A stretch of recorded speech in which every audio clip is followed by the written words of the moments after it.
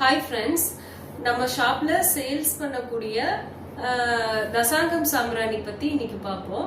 தசாங்கம் சாம்பிராணி அப்படின்னா என்ன அப்படி நிறைய வெரைட்டி ஆஃப் சாம்பிராணிஸ் இருக்கு. அதுல வந்து தசாங்கம் அப்படிங்கிறது என்னன்னா 10 விதமான தெய்வீக மூலிகைகளால் இது தயாரிக்கப்பட்டது. இது எப்படி ஃபார்முலாஸ் எப்படி தயாரிக்கிறாங்க அப்படின்னா சித்தர்கள் பழங்காலத்துல சித்தர்கள் அவங்க சொன்ன முறைப்படி தயாரிச்சு வர்றது.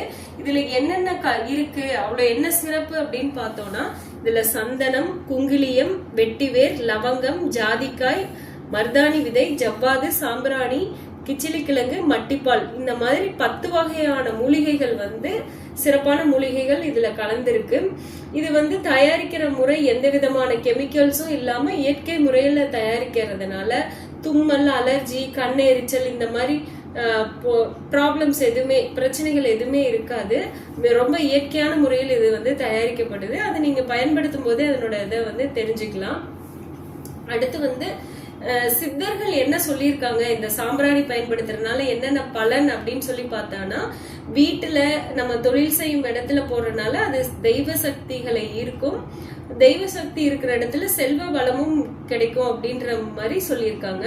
அடுத்து கண் திருஷ்டி அந்த மாதிரி பிரச்சனைகளையும் நீக்கி கொடுக்கும். ஒரு இடத்துல இருக்கிற நெகட்டிவ் எனர்ஜியை நீக்கிட்டு பாசிட்டிவ் எனர்ஜி கொடுக்கக்கூடியது இந்த சாம்பிராணி. இது இன்னைக்கும் சித்தர்களால் கூறப்பட்டு பல்வேறு கோயில்களிலும் இந்த சாம்பிராணி பயன்படுத்தப்பட்டு வருகிறது. மிகவும் சிறப்பான சாம்பிராணி. தேங்க்யூ.